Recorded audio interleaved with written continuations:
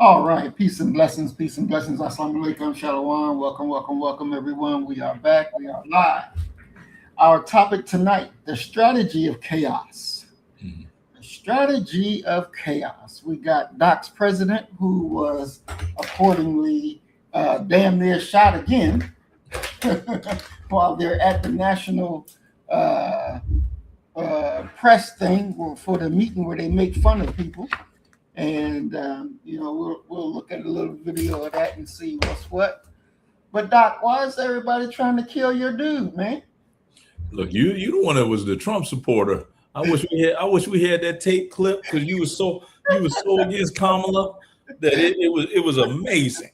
It was so amazing. It was memorable. I was like, oh no. He was like, yo, he didn't. Trump didn't even get the nation to support him now. Um, there's a part of me that doesn't believe that any of that really even happened. Mm, Oh, and there's because here we have a situation where he's not going to go to the correspondents dinner. He's right, never been to one. The last one that I believe he went to was the one where Obama roasted his ass. exactly. And so Mhm. now you all of a sudden 2 weeks ago you decided you're going to do it. Now we know good and well that usually, and I can just go with usually, it takes weeks, if not months, if not a year, for a president to show up for something. Secret Service, security, they're supposed to go through it. Now, this Keystone Cop administration, maybe they don't do that. Maybe they just decide, I feel like going to so and so. Let's go there. Mhm. Can you give me a seat ringside at the cage match? Maybe that's how they handle things within his administration. But I have serious and significant doubts as to if what we're seeing actually occurred. And Mm, that's a weird way to kind of say it. mm. It's very difficult for me to believe that a black man was able to get through security with a shotgun. That's almost impossible to occur. Mhm. It's very convenient, very timely in regards to keeping the chaos going. Mhm. Because when's the last time we've had a significant, serious conversation about the Epstein files? Mhm. I think it's just going to be diversionary tactic after diversionary tactic. But unfortunately for the Republicans, that these diversionary tactics are aimed at saving him and him alone. He's going to sink the party he's already sinking the party while he's trying to save himself. Mm. Now, Doc, I know you don't believe in no conspiracy theory. And it Exactly. I sure don't sounds exactly, like you're exactly, talking about exactly. a I conspiracy don't theory I now. don't I don't believe in a conspiracy theory at all. And that's just kind of what it is. I don't. And because I don't believe in this foolishness. This isn't a conspiracy theory. What this is this fool really trying to hoodwink people. That's totally different from a conspiracy theory. Totally different. Now, before he was elected the second time, they shot him in Pennsylvania. Supposedly, there's new evidence coming out saying that that was orchestrated and that he did a WWF. When the wrestlers get hit in the head with the chair and they I hit the mean, ground and it come it back it up and it, blood and it everything. reminded me of Tommy Wildfire Rich when I saw it. Okay, I was like, oh no, we back to the WW, whatever it was called then, the WWE or whatever. Mhm. Um, I didn't buy it then, and I don't buy it now. And the thing is that with the financial suffering that people are going through right now, and I'm talking about Mhm. all people,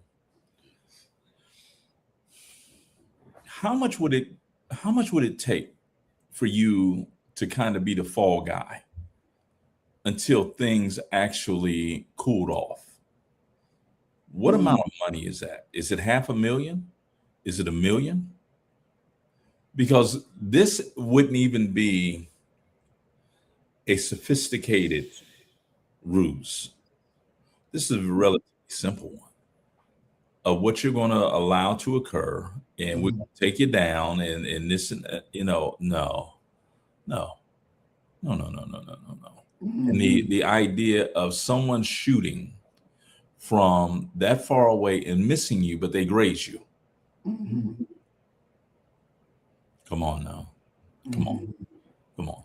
It's not beyond the pale of possibility for you to be able to say definitively, yeah, they orchestrated this, and they're able to, especially when you begin to talk about, Assata Shakur said this in her book Assata.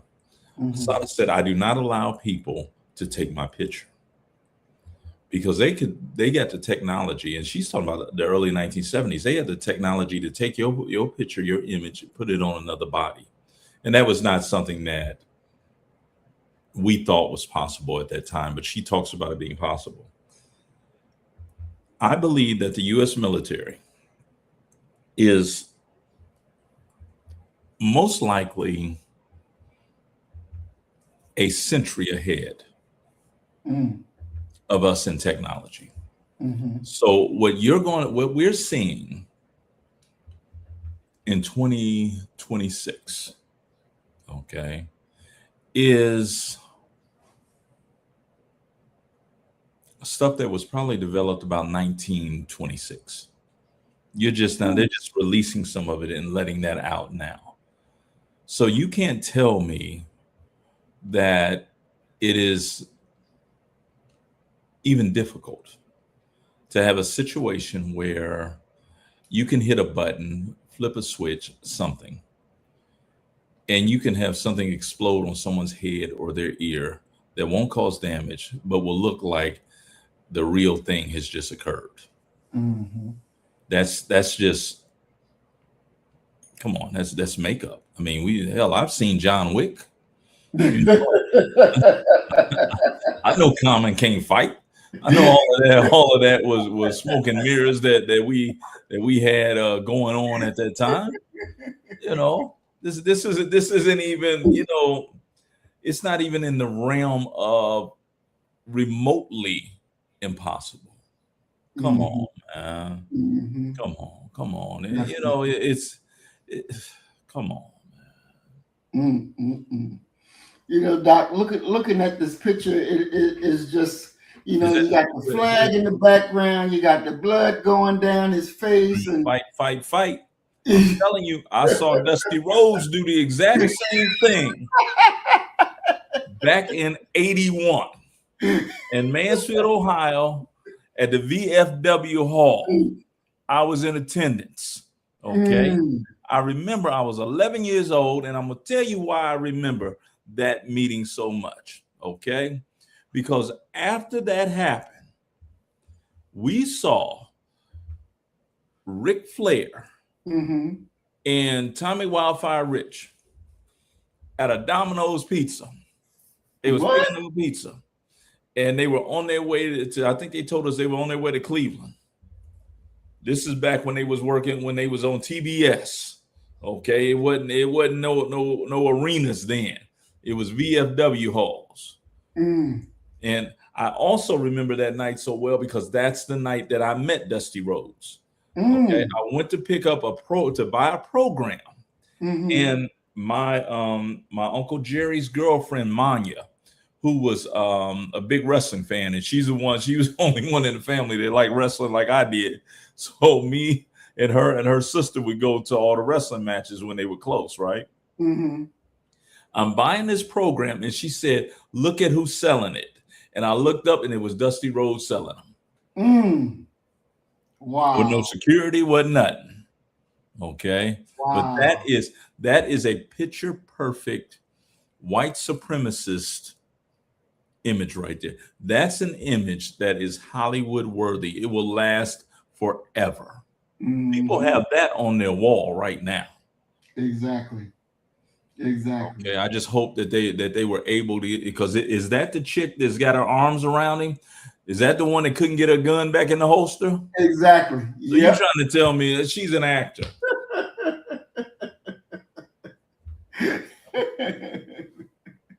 It sure is. She cost the Secret Service so much funding. Mm-hmm. American people wondering what they're paying for.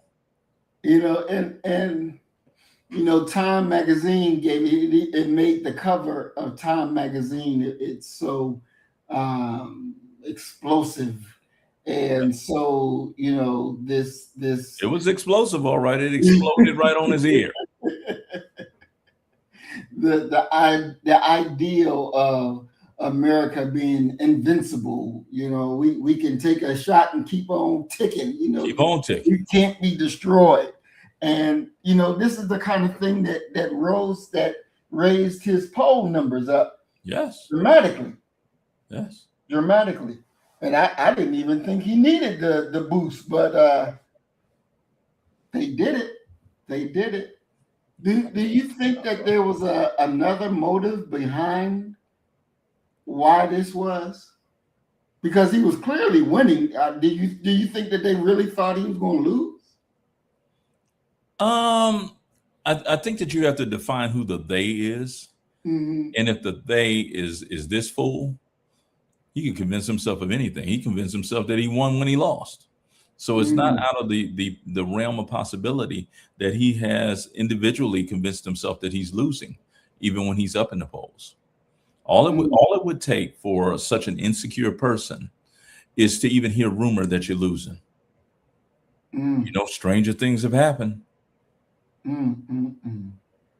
Wow, this is really, really amazing. I mean, it's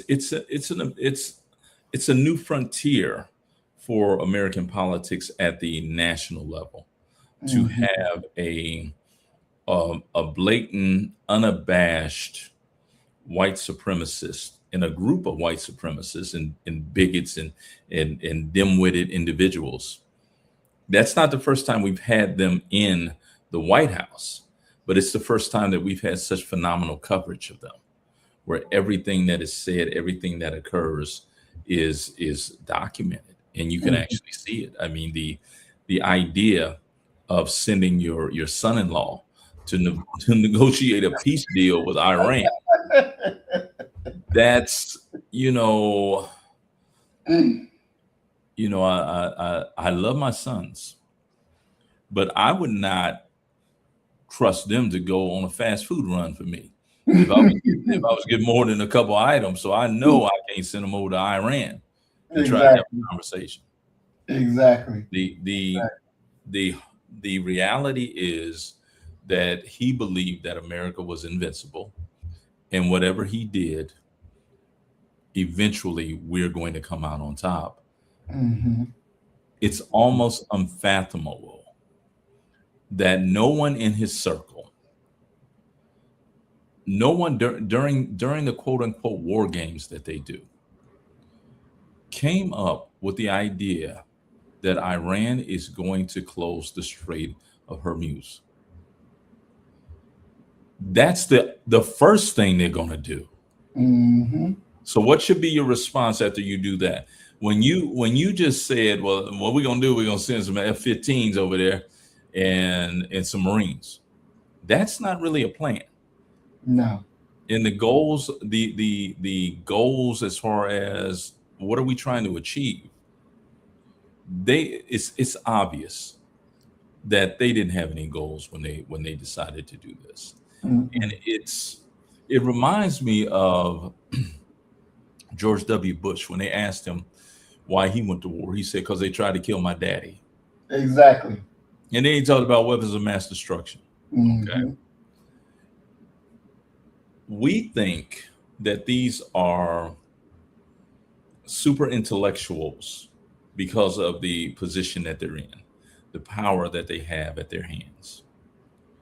Nothing could be further from the truth. These are maybe not even regular average intelligence people. And I'm not a weed smoker. I ain't never smoked no weed or nothing like that, or I've never even had a drink of alcohol. But I've been in rooms where I've sat down and I've listened to brothers who was high, and they come up with some of the strangest, illogical things that one could ever imagine. Mhm. That is what I venture to guess happened between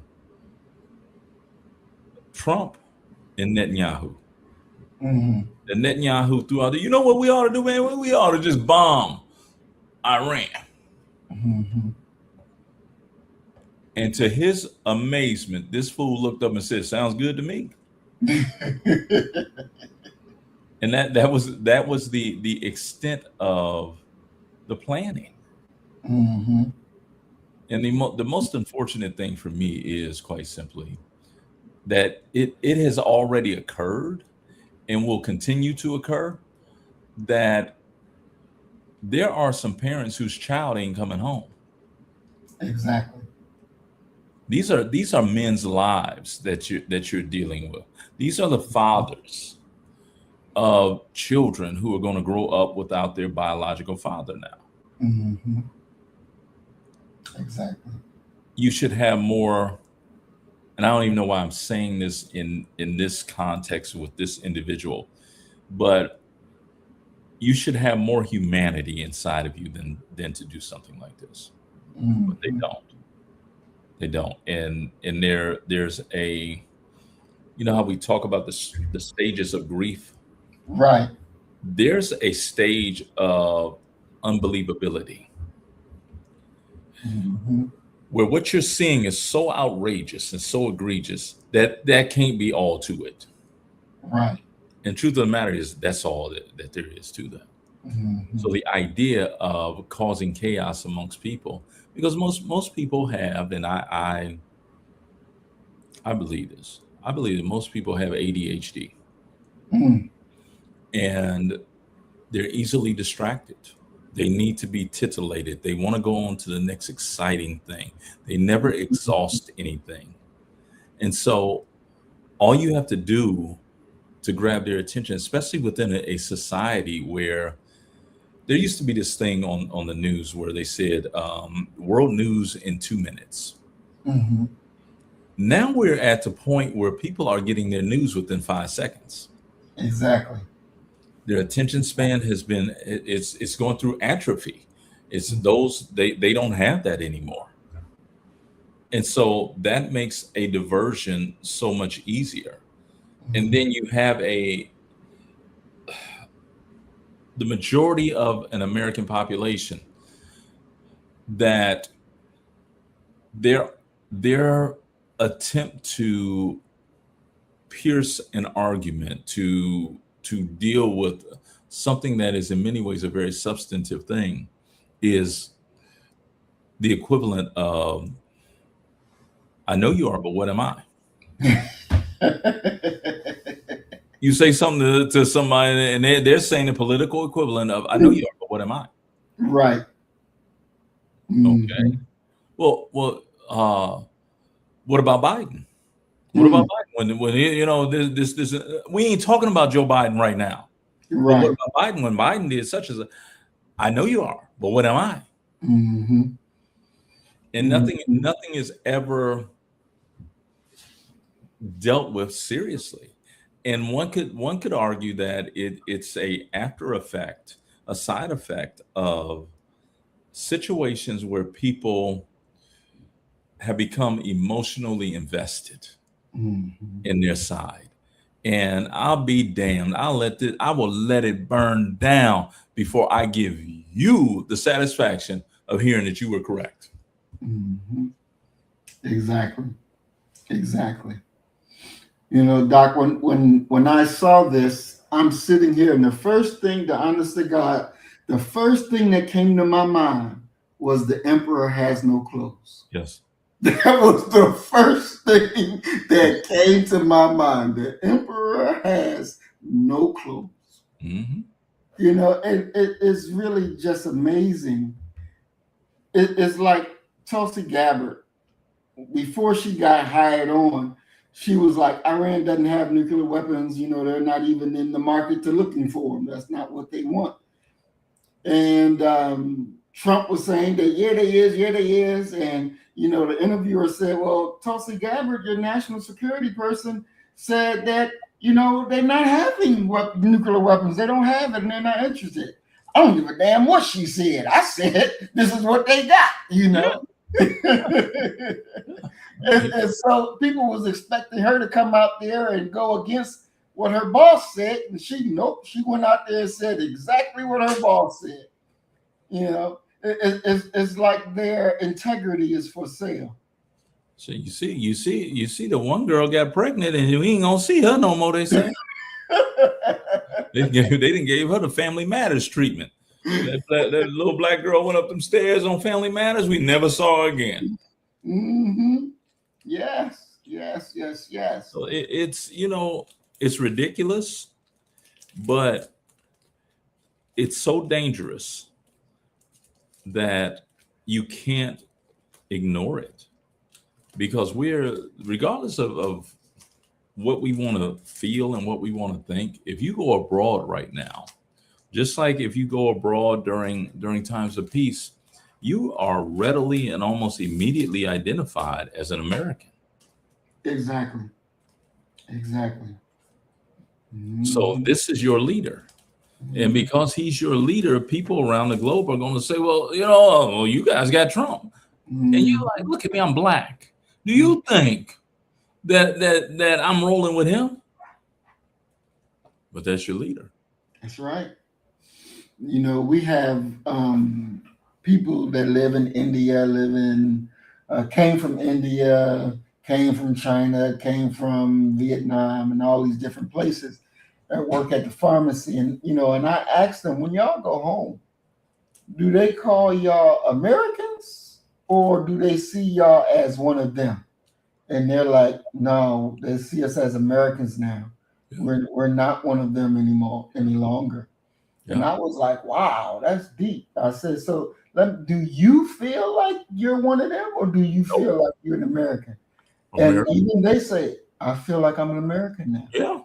Totally shocked. Like, really? Wow. Yeah. I mean, yeah. This country does something to you psychologically. Mm-hmm. And it kind of puts you in the mindset of you can never go back. Mm. How do you get acclimated to being in I would often travel to Ghana. I don't think I'm ever going back, but I would travel to Ghana frequently, like once a year. My students, their first time going, when they first get there, they're amazed at all of the different things. Everything is new and this is that, this and that. Right. By about day 3, look at here. This ain't right over here. What you mean it ain't right? Oh, every 4 hours, you got a power outage, a rolling blackout. It's normal for them. But for us, we're like, wait a minute, hold on, y'all can't even keep the lights on? Right. No, when you leave your hotel room, this was one that really got me. You had your own personalized water heater. And it was maybe about 4 gallons of water in this little unit. Now, of course, when we going out, what do we do with the water heater? We leave it heating up water. Right. But the people in that hotel will come in your room and turn it off. So now you go back and now you got to wait 4 hours for your water to heat up. Damn. The modern conveniences of being an American are amazing. And the thing is that we not only believe that we're the center of Earth, we believe that we're the center of the universe and all other galaxies. It's just what it is. And there's an arrogance that we carry with us, an expectation, because you lived a different life. It's the reason why when you see people come here from foreign countries, like first, and I would extend it to second generation. They out there hustling because they feel that they got to get it so that they can survive, because they have in their mind the memory of the old country that they just left a year or two ago. Right.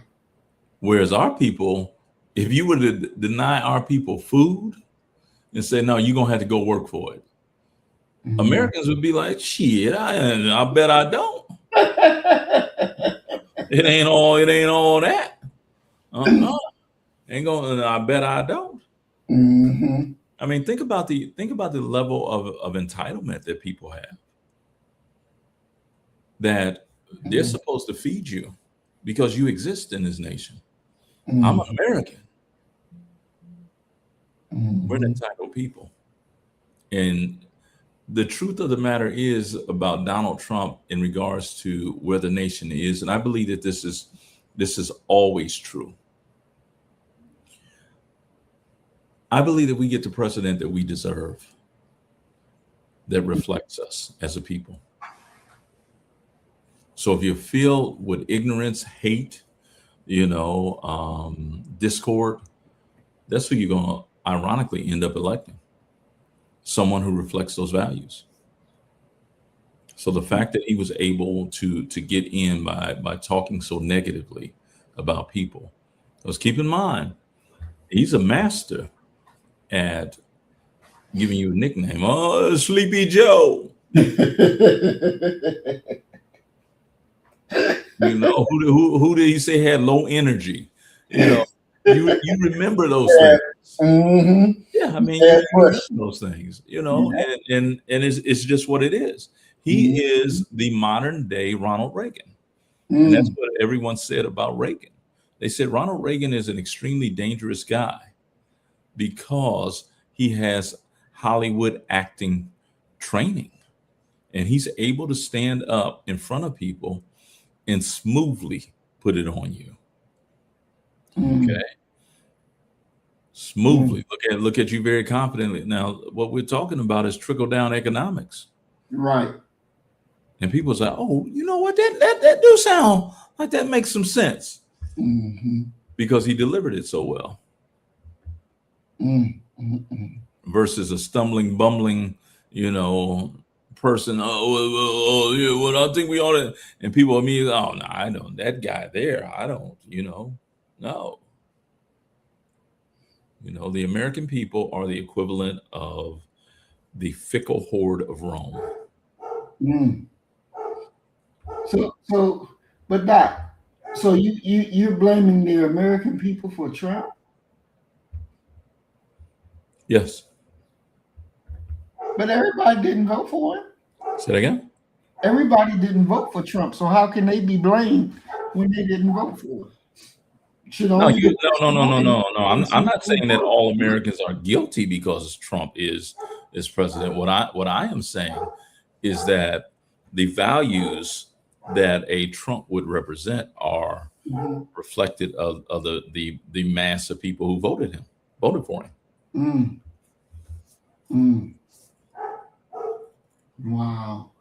This ego of American exceptionalism tied with your friends over there in Israel who ain't my friends. They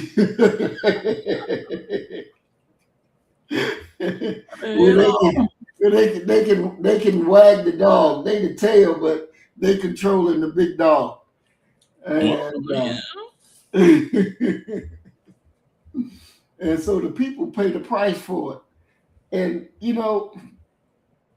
this thing with them going out there jumping on Iran the way that they did is just really, it shows the height of their arrogance to think and expect that we'll get away with it. Shit, we've been bombing them before and they really ain't did shit else about it. So fuck it, let's just bomb them some more. It's crazy. But as I'm at work a lot of times, Doc, and I'm walking from one wing to the next, and I'm thinking like, damn, if a bomb dropped on us, we would be screwed up. Oh, without a doubt. we would be screwed because people wouldn't know how to act. They wouldn't know how to live. They don't know what to do. As a pharmacist, you would know better than most people how many people are on some type of psychological drug, Oh yeah. dealing with whatever they've been through. Mm-hmm. Can you imagine, project even, no scientific study, anything like that, the percentage of Americans who would be on something as a result of bombs being dropped? Mm. Mm-mm. You know, I love watching ghost stories. It's a diversion for me. Okay. And these white folk, boy, they have a hard time going to sleep when there's a ghost in their house. Mm-hmm. Lord only knows what type of difficulty they would have falling asleep if their neighbor's whole house exploded. Exactly. You go out there Exactly. and your neighbor's head is sitting in your flower pot. Exactly. Mm-hmm. Oh yes.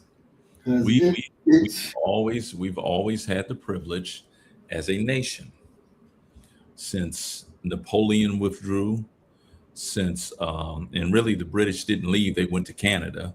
mm-hmm. But we've always had quote unquote natural borders, the Atlantic Ocean and Pacific Ocean. It's the Mm-hmm. reason why the Cuban Missile Crisis was such a big thing. It's the first time in the Right. history of this nation that someone would have had missiles where they would been able to reach us. Mm-hmm. So we really cannot fathom what it's like for those people to live that way. No. To think that when your beloved child, went off to kindergarten, you wouldn't see him again. Mm-hmm. Exactly. That there's a good chance you won't see him again. Very good chance. Very good chance. When my cousin died over there in Jordan when they first got attacked. The American soldiers over there in Jordan. My cousin was one of them, Mhm. and he died. And it's like, damn, he didn't even have a chance to defend himself. Yeah. They killed him while he was sleeping. Hmm. You know, and you hear the talk. Oh, they'll go down in history fighting for the greatest country on the earth. Get the fuck out of here, please, please. Ain't no way. Ain't no way. But it's a hard thing. It's a hard reality. Yes. It really is. It's a hard reality. I feel sorry for those families who have children that's over there that will lose their lives, will be injured, those who return home will never be the same like they Yeah. were before they left. Yeah. I mean, and you can hear when someone's not afraid of you. Mm-hmm. And Yeah. when they say to you, we just waiting on y'all to come. If that's their negotiation tactic, well, we just waiting on y'all to come.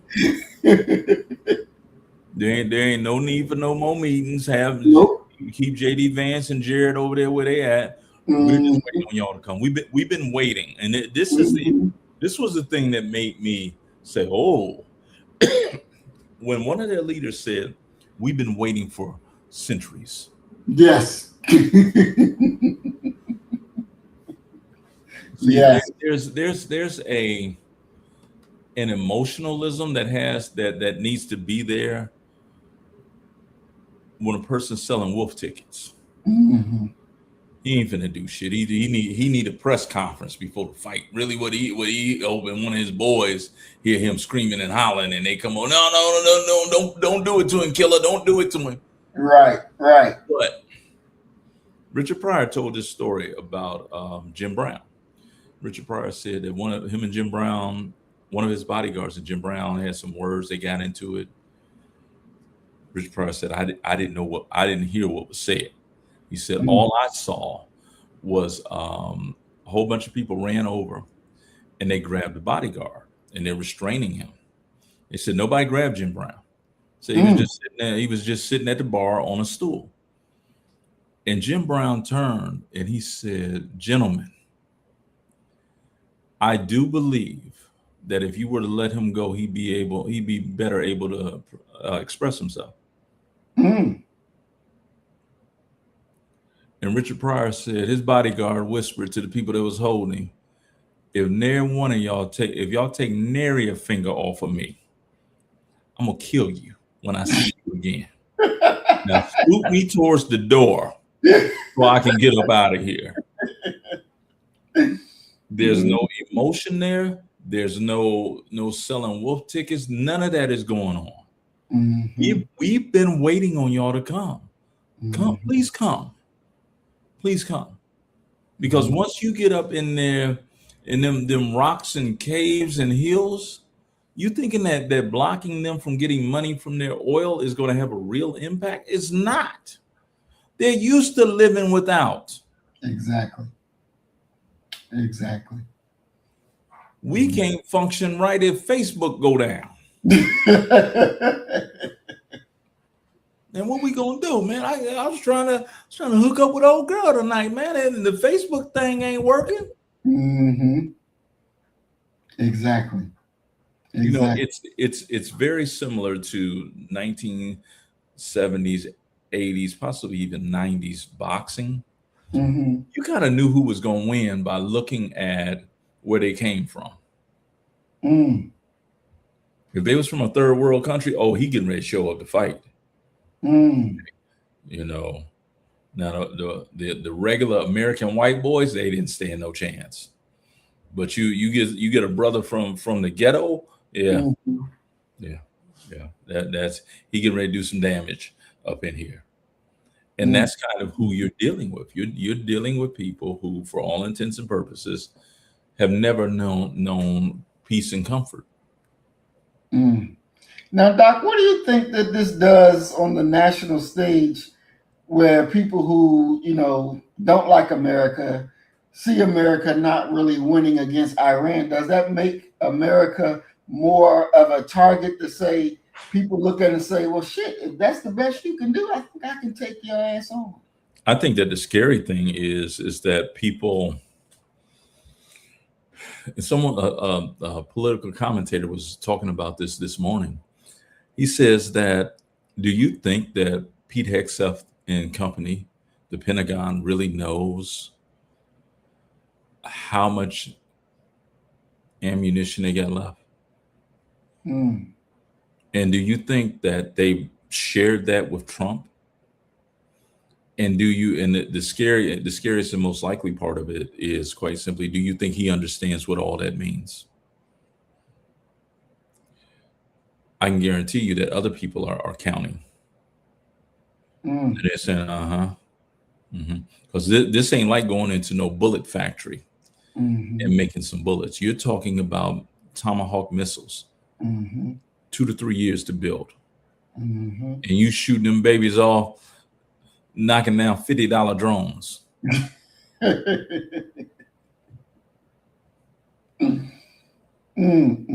Crazy. Yeah, I mean it's they are paying attention, and the worst case scenario is you expend so much. It's very similar to, once again, a boxer who comes in, and Pernell Whitaker, Sweet Pea, was brilliant at this, completely defensive, and would let you shoot your shot until you were exhausted. Mm. And then once you were exhausted, he went to work on you. America becomes exhausted, can't defend home, can't defend abroad. And the scary thing is that when we talk about America, we're talking about it from a collectivist position. Mm-hmm. Us. Right. When this cast of the characters who are at the head of the nation are thinking about and considering America, they're talking about it in a much different way. How can we capitalize and become individually richer off of what's going on? Was looking at a guy who was talking about stocks that you should invest in, and he had a list of probably about 15 stocks that he believes are going to blow up over the next 2 years. And he said, now, let me tell you why. He said, because these are the stocks, these are the companies that are already certified and equipped to build American bunkers and bases. So everything that's been torn up, they're going to have to rebuild that. These will be the guys that do it. So there's a monetary reason for them to do this. Nationalism, being nationalistic, these, one could argue that they're too rich to be nationalistic. That to be nationalistic means that they would have to, in many ways, go against many of their investments. And they're not going to do that. Mm-hmm. It's very similar to the infamous Michael Jordan comment when they asked him why he wasn't political. Why won't you say anything political, Mike? And he said, well, shit, Republicans buy tennis shoes too.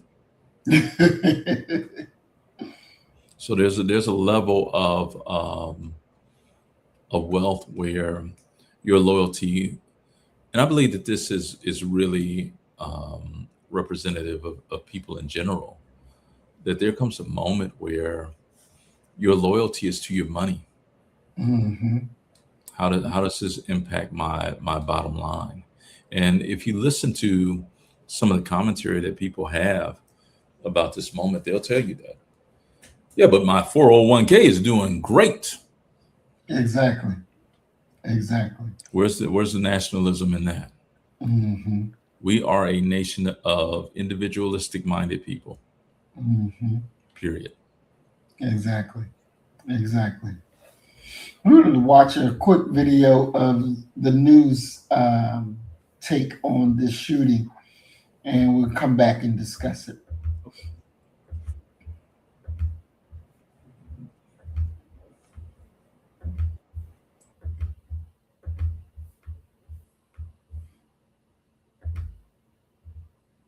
Attended by President Trump. Now at 11, chaos erupts at the White House Correspondents Dinner, attended by President Trump. This man, armed with guns and knives, storms a hotel hallway and opens fire. And tonight we're learning that suspect is from the South Bay.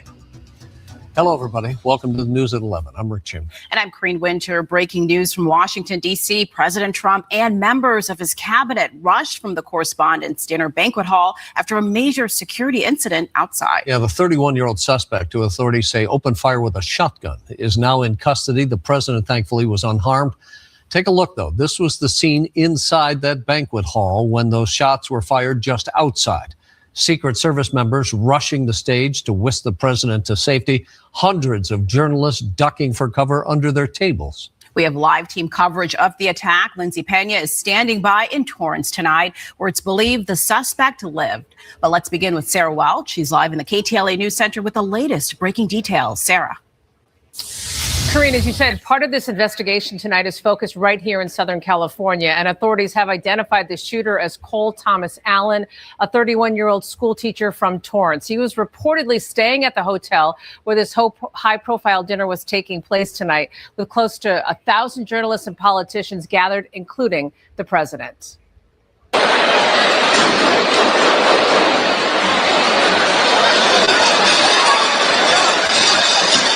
Unfolding as multiple gunshots rang out at the White House Correspondents' Dinner. Secret Service rushing the president, first lady, and members of the cabinet from the stage to a safe location as hundreds of journalists ducked under tables and ran for cover. Nobody was hurt. He and the first lady, the cabinet, everybody's safe.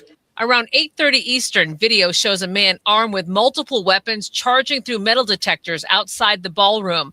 Agents quickly tackled the man face down. President Trump spoke from the White House. He was a guy who looked pretty evil when he was down. You know, they had him down. He was fighting hard. He was, in my opinion, a sick person.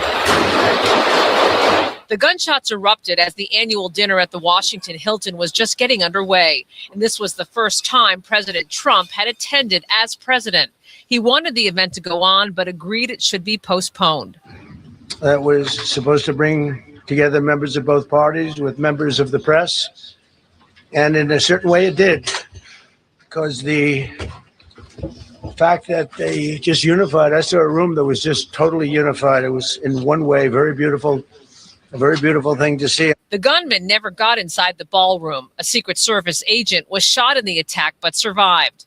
He was wearing obviously a very good bulletproof vest. He was shot from very close distance with a very powerful gun. I just spoke to the officer and he's doing great. He's in great shape.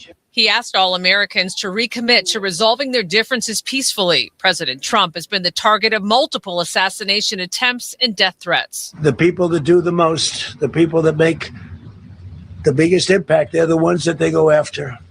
They don't go after the ones that don't do much because they like it that way. There were protests taking place outside the hotel, which was open to the public, and some journalists tonight are posting on social. They thought security was lax at the event. Now, the president said prior to this, there were no known credible threats against him. He thanked law enforcement for doing everything right and said this dinner recognizing free speech will be rescheduled within the next 30 days as this investigation continues to unfold. Rick and Karine, back to you. All right, Sarah Welch, thank you. The shooting suspect arrested outside the Correspondents' Dinner has been identified as a 31-year-old Torrance teacher. Lindsay Pena is live there in Torrance with more on what we know about the suspect. Lindsay.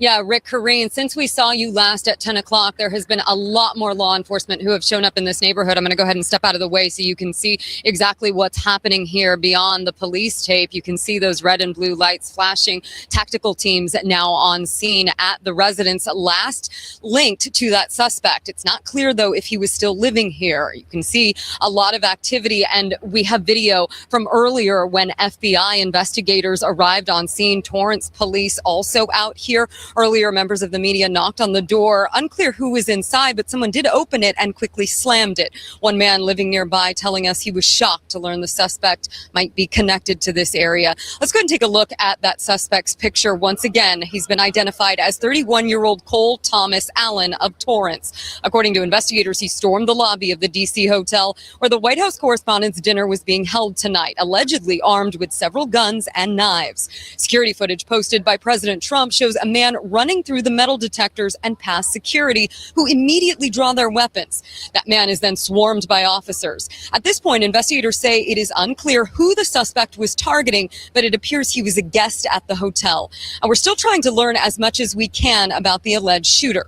According to a Facebook page, Cole Allen was named Teacher of the Month at C2 Education here in Torrance back in 2024. A LinkedIn page for someone named Cole Allen says he attended Caltech and Cal State University Dominguez Hills. The U.S. Attorney and FBI Director talking earlier about the incident and the suspect. Take a listen.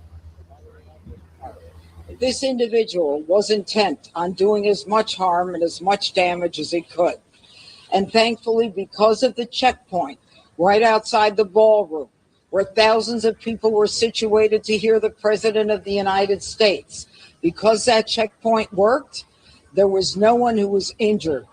We will be examining this individual's background thoroughly. That process has already started, and we are going to ensure that he was either a lone wolf actor or anyone else that was responsible. We will analyze all evidence immediately to make sure that we safeguard this country. I'm back out here live. Again, you're looking at the street where this suspect allegedly lived here in Torrance. Tactical teams on scene. U.S. Attorney Jeanine Pirro saying the suspect is being preliminarily charged with 2 charges related to using a firearm and assaulting an officer with a dangerous weapon. But she did say other charges could be filed later. At this point, it's unclear what his motives may have been, and again, who his intended target or targets were. We will continue to stay out here and monitor the situation. And of course, we'll have the latest coming up tomorrow morning on KTLA 5 News. But for now, that is the latest from here in Torrance. Lindsay Pena, KTLA 5 News. So, Doc, a teacher? A teacher? I don't get that one, though.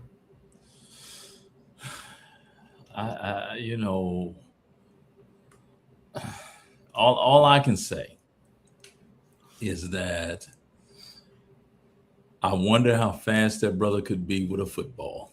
They said that he had a shotgun, a revolver, and a knife on him. He looked awful swift about the feet. Exactly. I'll just say it that way. Mm-hmm. Man, like I said, I don't put anything past these people, and I don't put anything past them. Mm-mm-mm. Very, very, very, very odd. I would not have expected a teacher. I wouldn't even expected a black man at that much. Yeah, that's what really got me, was that he was black, Mm-hmm. and the type of surveillance that black folk are under when they even at Target, Exactly. let alone something Mhm. like that. No, Mhm. I'm not buying it. No, not at all. And they say that he'd been to a No Kings march. He uh, was in a group that was against President Trump. And then in his quote unquote manifesto that he wrote, it seems like he's not a bad guy.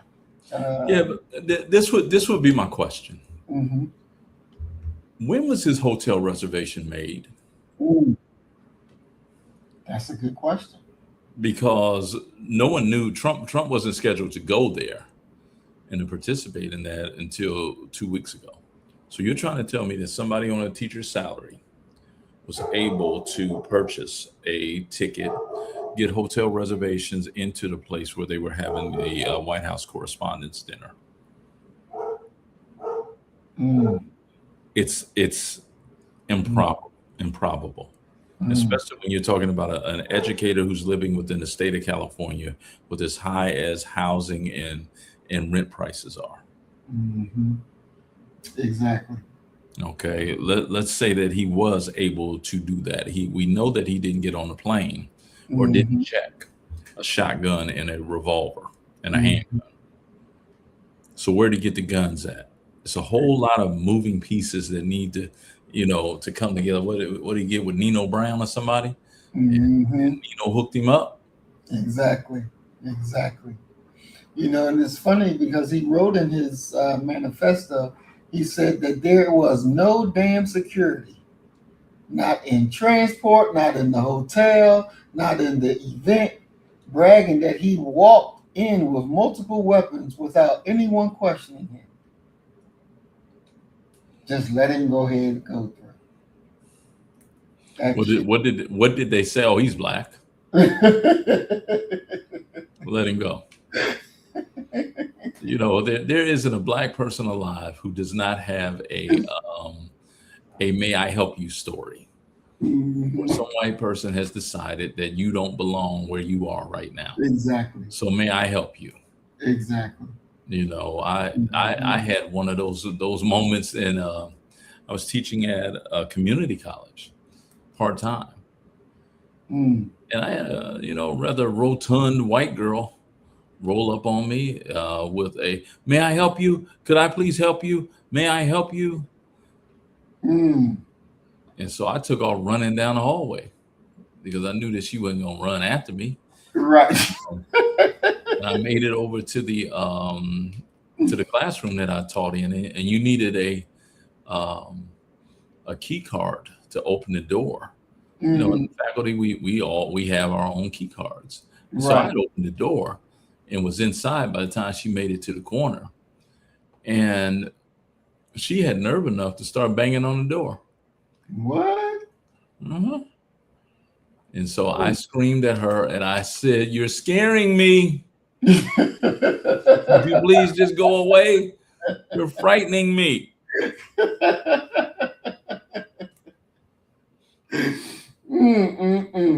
So what do you do with those type of people, that type of entitlement? I just it doesn't ring, right to me. And you're talking about within 2 weeks' time. Exactly. He came up with this scheme and this plan. I'm gonna run by them when they ain't looking. Come on. Exactly. And they didn't shoot him. Exactly. All them shots fired that they shot, and he didn't get shot not once. It reminds me of was it Training Day? Where one of them had to take a shot. Mm-hmm. Like, look, somebody got to get shot to make this look right. Yep. Mm-hmm. Exactly, man. This stuff is crazy. This is really crazy. And it's happening live, that they would even have the nerve to put this stuff out there. And, Did you see when they were taking them off the stage? Yeah. Mm-hmm. And your boy fell.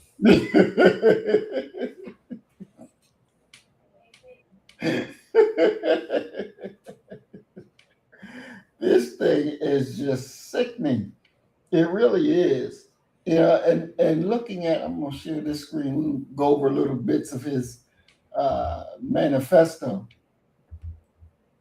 This thing, Lord have mercy.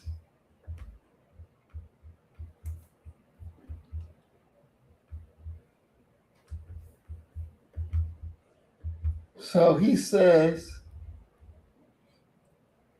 that his goal was to target Trump administration officials, prioritized from the highest ranking to the lowest, explicitly framing them as primary targets of the attack. He described himself as a friendly federal assassin. It says he's no longer willing to let a pedophile, a rapist, and traitor coat his hands with that person's crime, clearly referring to Donald Trump without using his name. Now, Trump got mad at Norah O'Donnell for quoting that part of in their little interview. Mm-hmm. And, he really talked to her bad, But what about that part? Do you believe that truly he is a pedophile, a rapist, and a traitor? Yes. Just because he had association with Epstein, or outside of that?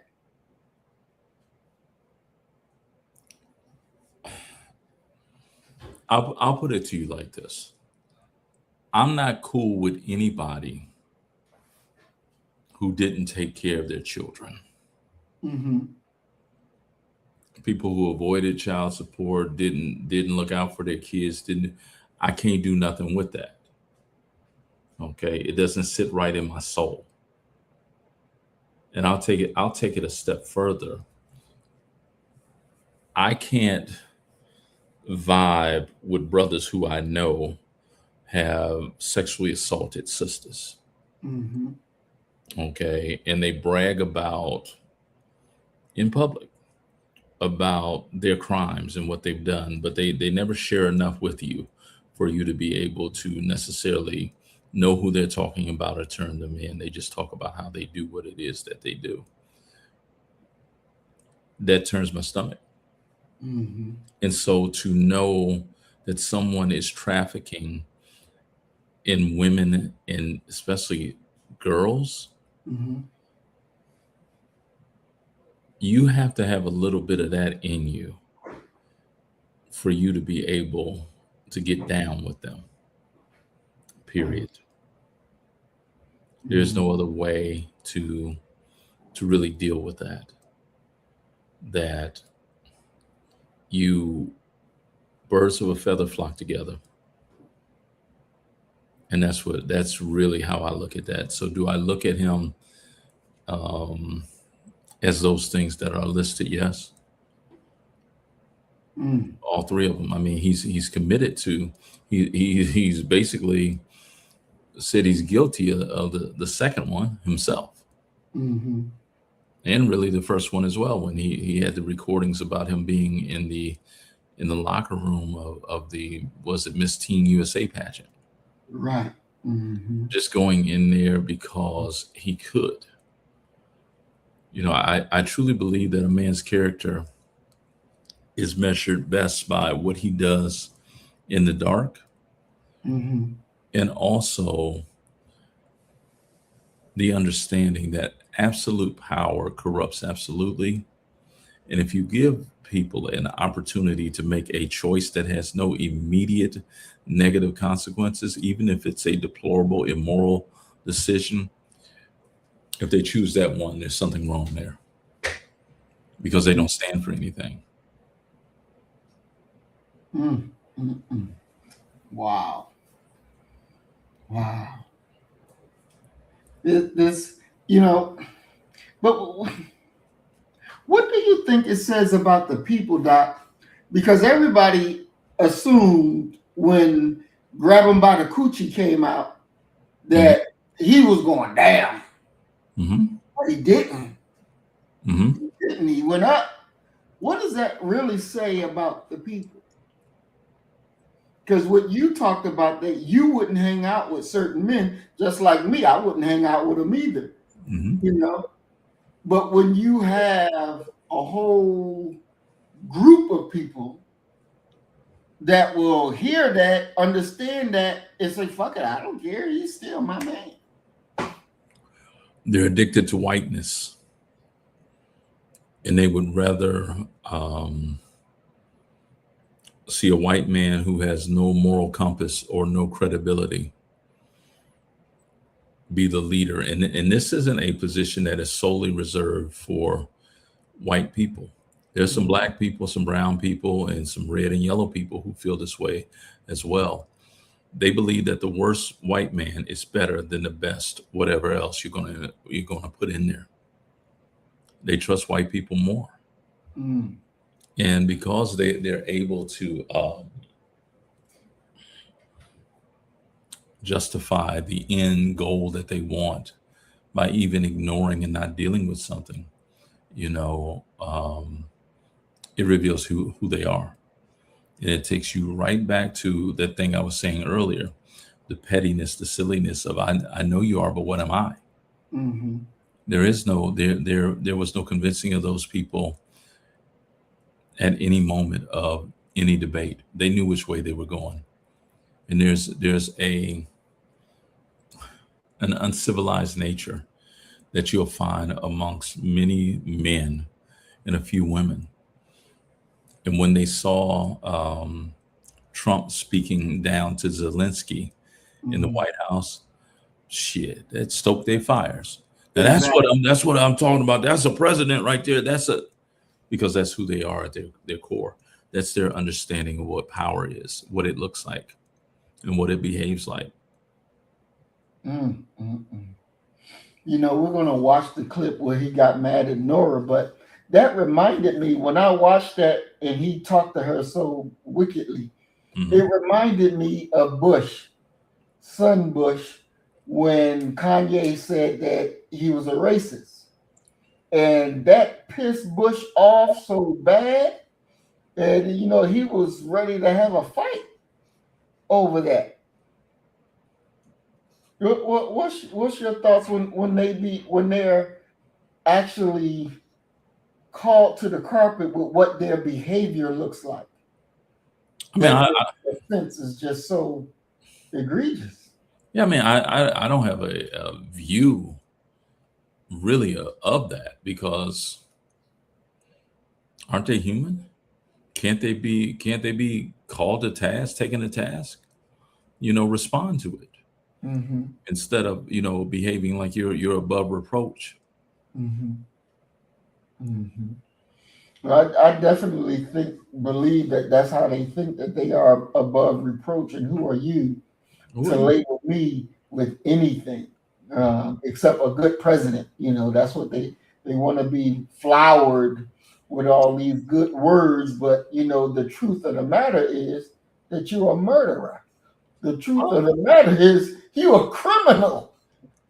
You're a criminal. That's the truth of the matter. But I mean, if we can use another sports analogy of basketball, is it a foul if they don't call it? Yeah, if they don't call it, it ain't used against them. So isn't that the same thing? That if he committed these crimes and he was tried and he was convicted and he didn't go to jail at all, didn't go to prison, was he really convicted? Or is this a show?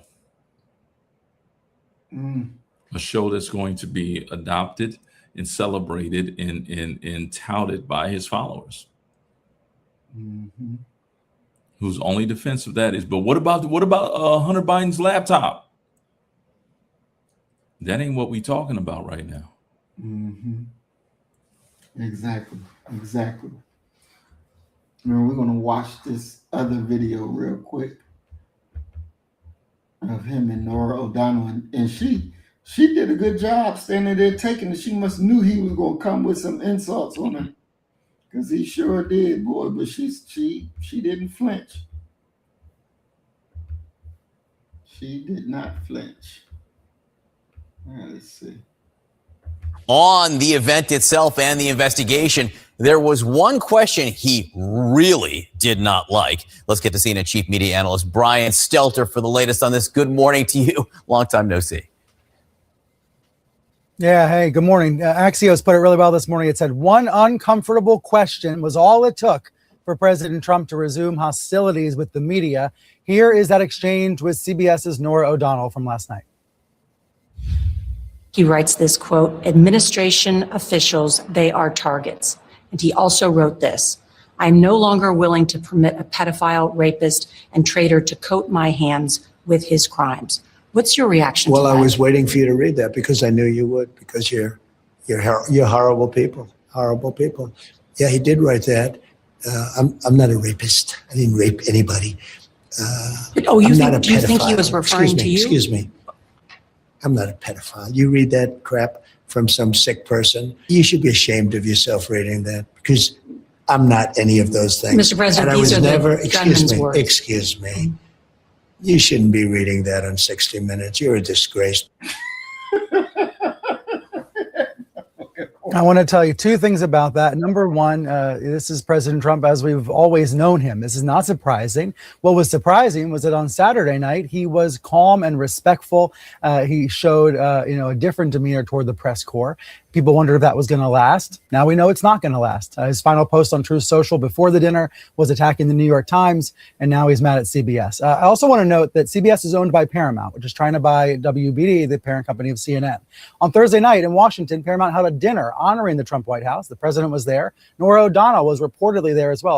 I don't know that for a fact, but it was reported that she was there. So there was this report about schmoozing between CBS and Trump. And yet, on Sunday night, a tough, important, fair interview by CBS of the president, one the president bristled at. Just want viewers to notice that as you read about Paramount trying to take over CNN. Can you talk about leading up to the dinner, what was going on between Trump and CBS? It's been a long, tenuous relationship, Audie. CBS's parent company, Paramount, is seeking regulatory approval to acquire Warner Brothers Discovery, which is also the parent company to CNN. And leading up to that, a lot of outsiders believe that CBS News and Paramount made certain concessions to be able to ensure that they could be in Trump's good graces to get that regulatory approval. So, for example, they settled for $16 million, a $20 billion lawsuit that legal experts believe they could have won with the president. They canceled Steve Colbert's show, which they said was for financial reasons.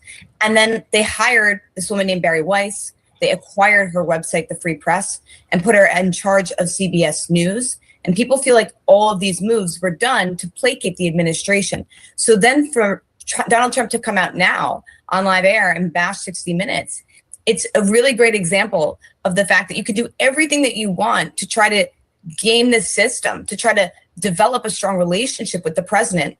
But ultimately, at the end of the day, it serves him to continue to call the mainstream media fake news and bash the press. At the same time, he talked.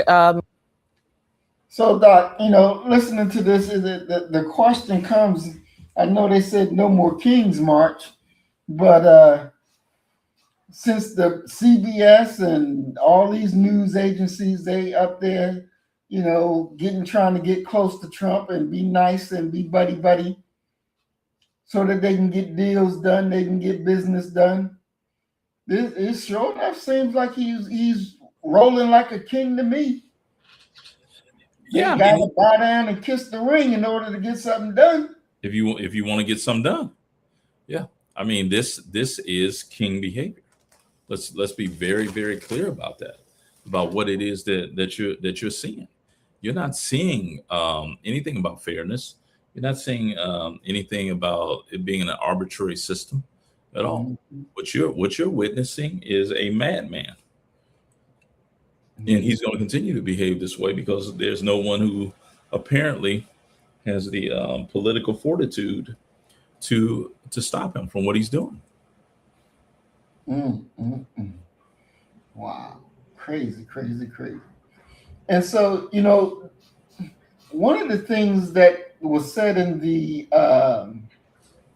another thing that was said in the manifesto, it says that the assassin had rules of engagement, including using buckshots instead of slugs to reduce penetration through walls, which he claimed was to limit collateral casualties.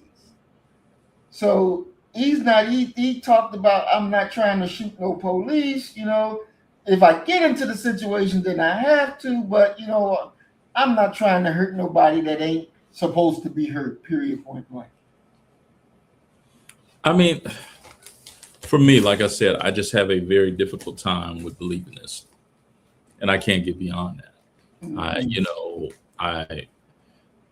I don't want to talk about what they say he wrote. You get what I'm saying? I want to hear from him. And I want to, as my mother used to always say, I want to be able to look in your face. I want to be able to look into his eyes and be able to see if he looked like that brother. What was the movie? Get Out. His eyes are crossed like that. They didn't get. Exactly. That movie, my God, it was a movie on top of a movie, without a shadow of a doubt. And our next clip we're going to watch is just a 5-minute, but it shows how they're talking about this thing overseas. And this is France TV news. Let's check this out real quick.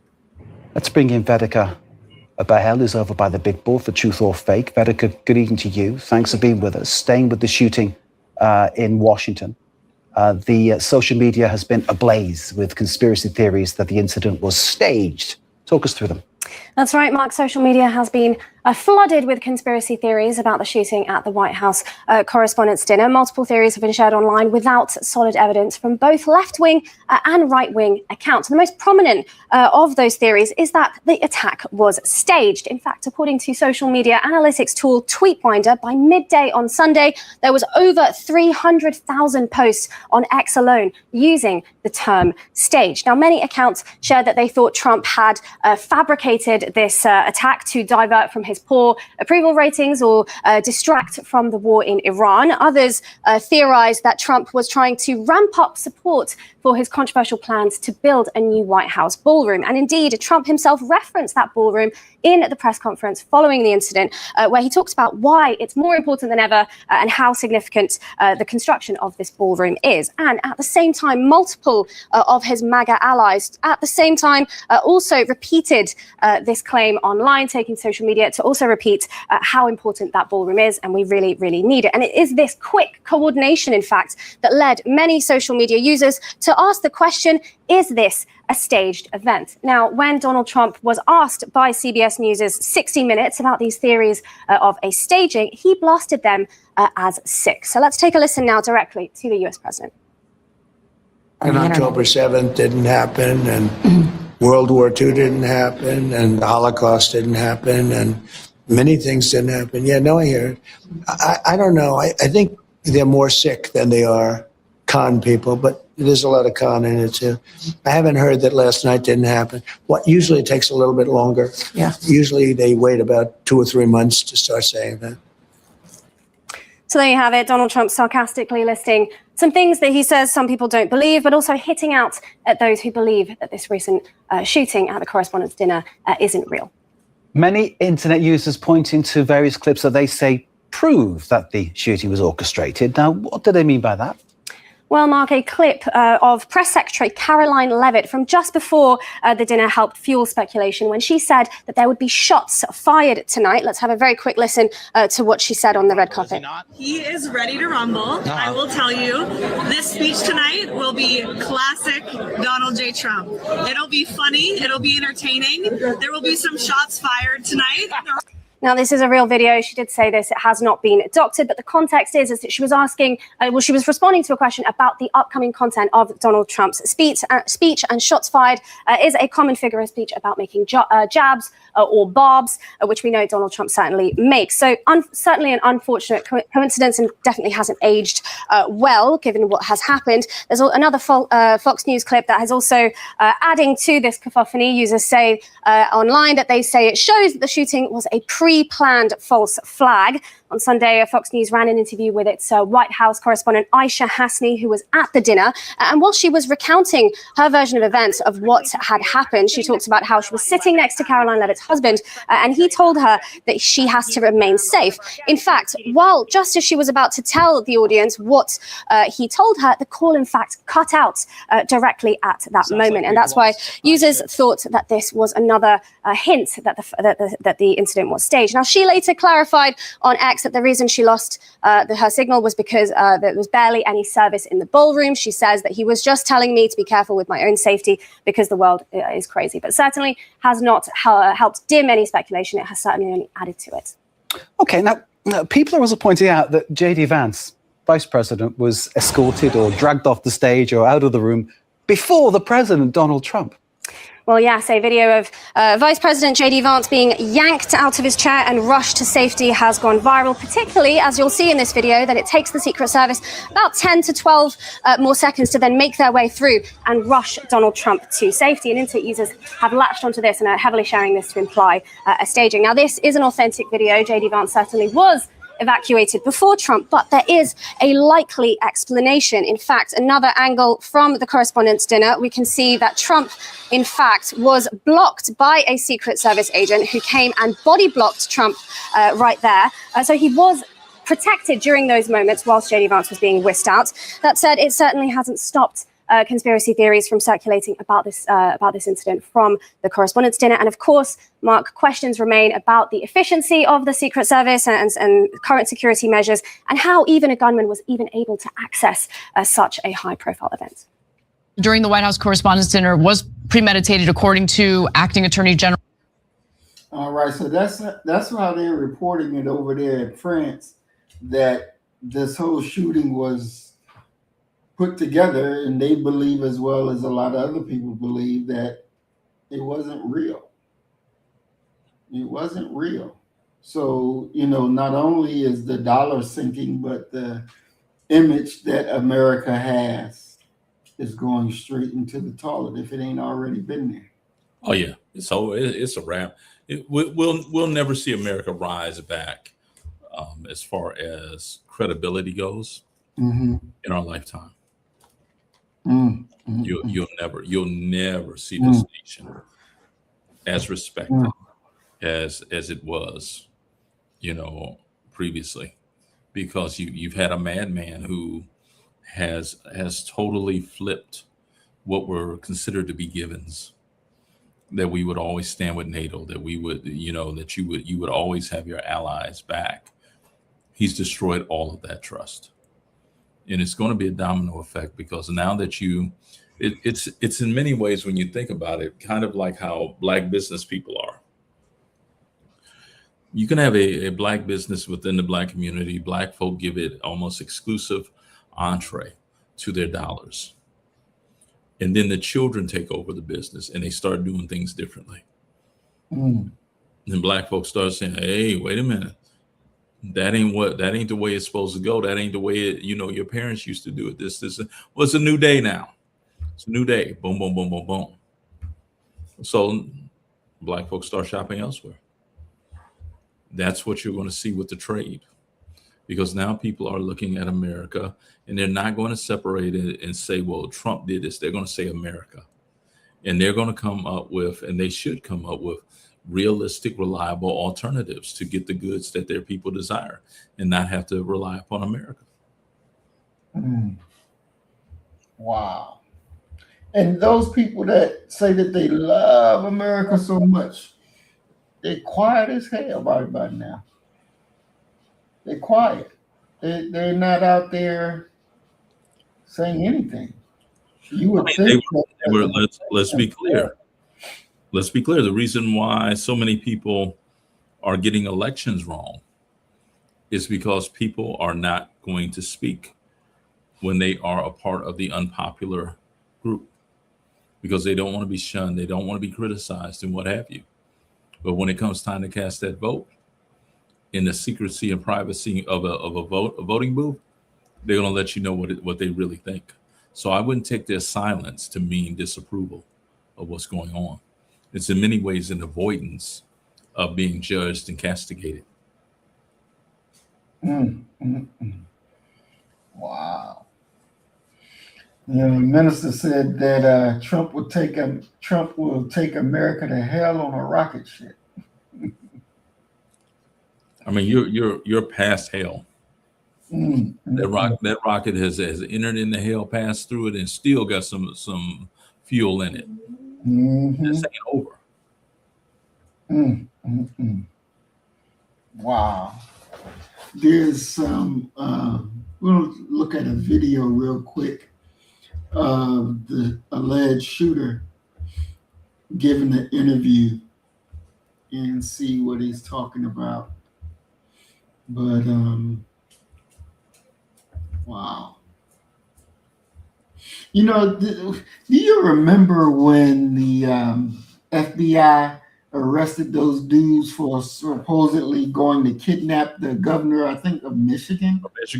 So yeah. they were going to put her on a boat and drive her to the middle of Lake Michigan, let her starve to death. Yeah. Now they were tried, I think, 2 or 3 times. The first time the jury said no, that they got off. Then the second time, some got lesser charges and was wound up being convicted, but they largely beat their case. And so what do you think is the process when the FBI goes to people like that, or, goes to the brother who, went in there on Trump? What could that conversation be like that would convince these people, yeah, let me go ahead and do it. This shit may work.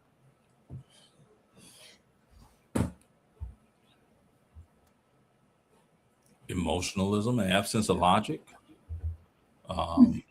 a ignorance about history, because none of this is new. We've seen this over and over and over again. And there's something also to be said for even if you didn't do anything, right?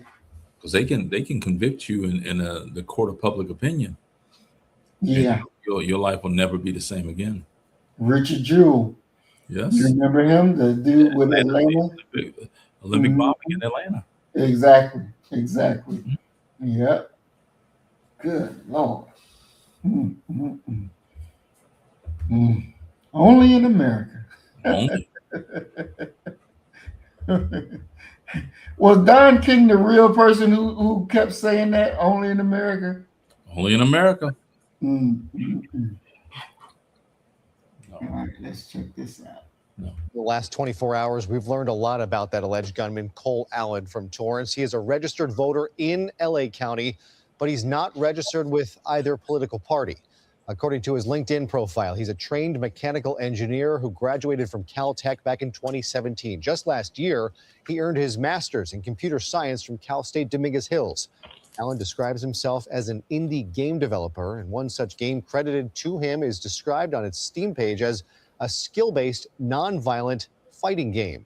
Also last year, he posted to LinkedIn that he was named Teacher of the Month at the education company where he's believed to be currently employed. In the hours after the shooting, when authorities learned that Cole Allen lived in Torrance, they descended on his home trying to learn more.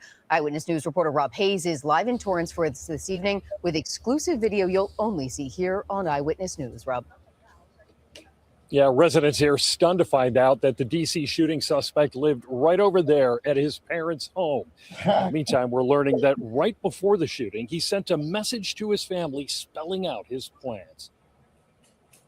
Cole Allen, a 31-year-old Caltech engineering graduate and college prep tutor, now in custody, accused of opening fire at the White House Correspondents Dinner. ABC News quoting sources that say Allen sent a message describing himself as, quote, a friendly federal assassin. Acting Attorney General Todd Blanche saying it does appear that Allen was targeting people in the Trump administration, including the president. And an Eyewitness News exclusive, we interviewed a man who appeared to be Allen when he was a student at Caltech. The idea with this is to prevent it from moving at all. We found him at an aging conference. He had designed a new way to make wheelchairs safer. The wheelchair brakes tend to lock the wheels, but don't actually lock the chair to the ground. That was back in 2017. Today, according to his LinkedIn profile, Allen was working for C2 Education, a private company that prepares students for college entrance exams. That profile claiming C2 actually named him its Teacher of the Month in December 2024. In a written statement, the company today saying, we were shocked to hear the news of the horrifying incident that transpired at the White House Correspondents' Dinner. We are cooperating fully with law enforcement to assist them in their investigation. Violence of any kind is never the answer. Allen describes himself online as developing this video game called Boredom, what he calls an atomic fighting game. On the gaming platform Steam, one of the popular tags used to find it was Bullet Hell. Another was Shooter. I was shocked. I didn't believe it. I thought, no, they're just saying that. Today, Allen's Torrance neighbors are left reeling after finding out he's the man arrested in the D.C. shooting. It's really surprising, really shocking. I'm sad for his family. You know, his parents are good people. They don't deserve this. They're school teachers, solid, like really solid members of the community. Now, sources tell Associated Press that Allen's brother called police in Connecticut once he saw the message that his brother sent, but that call came 2 hours after the shooting. Meantime, Allen's sister told investigators that Allen bought the weapons legally in California and he kept them here at his parents' house without his parents knowing. Reporting live in Torrance, Rob Hayes, ABC 7 Eyewitness News. Rob Hayes, thank you. And stay with Eyewitness News for the... Well, the news ain't got no mercy. They put his parents' house up there with showing the goddamn street number. Like, god damn. Have some mercy for the parents. They innocent. Lord have mercy. There are more than enough people who would be willing to strike a blow against them for their side, for their side of the political argument. Exactly. Hillary Clinton called the Trump peoples deplorable. What did you think about that when she said that? That they're deplorable? Yeah. I believe that is right and exact. No, these are not good people. Come on, let's be clear and honest about that. These are people who you have on tape discussing Donald Trump as being a liar, a cheater, a thief, a con man. And yet in exchange for a government position, now he's the greatest thing that ever happened. Come on, which one is it? Do you think that the cabinet will use the 25th Amendment against him? No, because all of them would go down. But isn't it when if they were to do that, then they would pick then JD would just automatically step up, right? Yep. And you don't think he would just leave them where they are? No, with all the trouble and the turmoil that is going on within this administration, do you think for a second that they like each other? Do you think that he hasn't been playing one of them against the other one? One of his hallmarks is actually being able to thrive in chaos.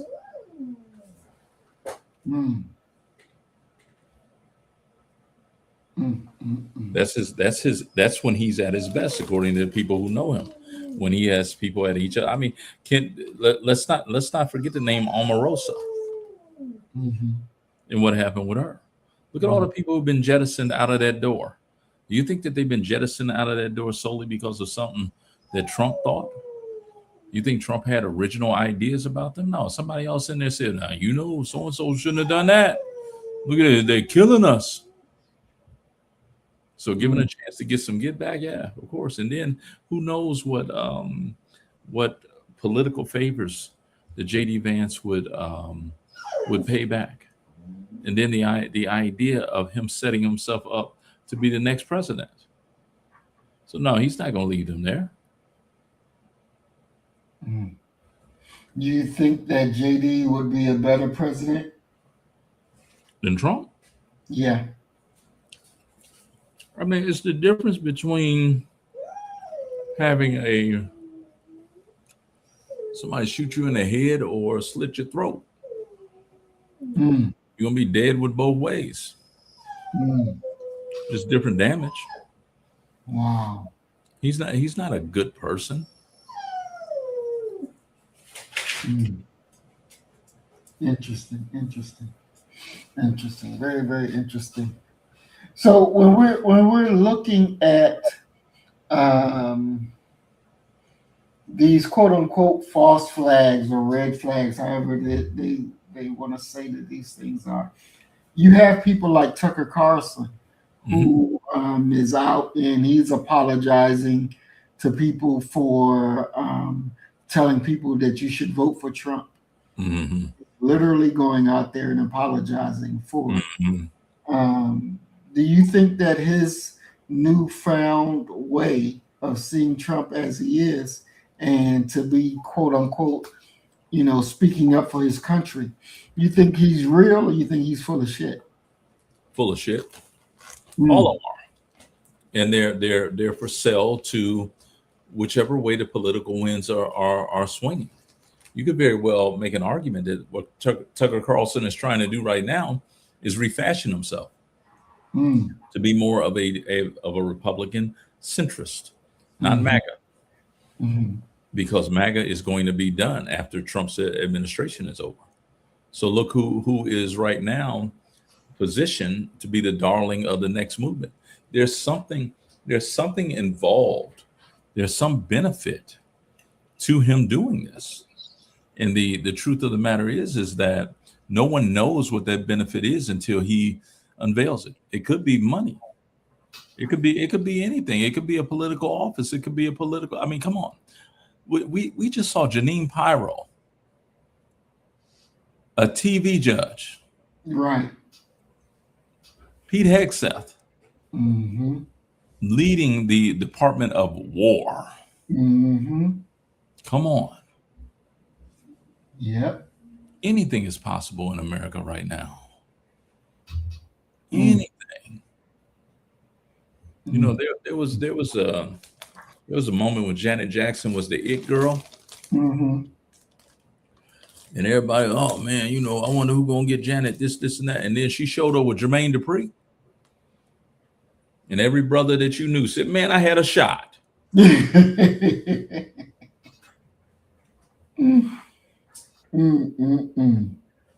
That's wild. That's wild. Wow. What do you think the founding fathers would think of President Trump and his things that he got going on? They would call for his extermination.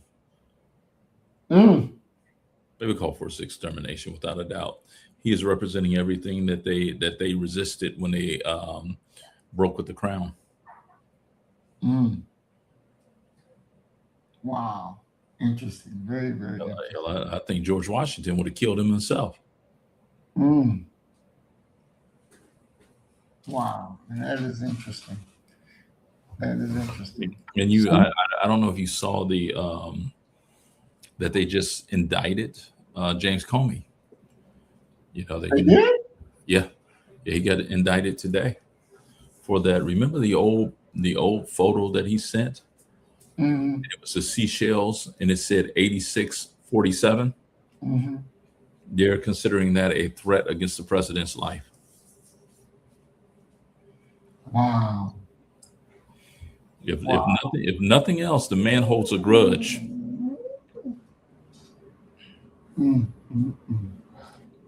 Sickening.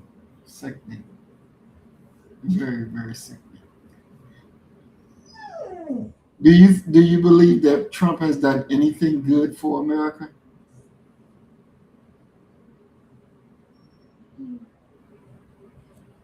No, and I speak from a prism of evaluating people, especially leaders, first by their moral position. How are you as a leader? He's an individual that would most definitely like to win, even if it meant cheating and being a liar and being dishonest versus losing with honor. He can't do that. He doesn't have a moral compass. He presents himself as a sociopath. Tucker Carlson, I don't know if you know this guy, but keeps bringing up the name Roy Cohn. He was the mentor for Donald Trump. And he taught Donald Trump that whenever you under attack, you never relent. You just keep firing back. Yeah. Never admit that you were wrong. Just keep firing back. Yeah.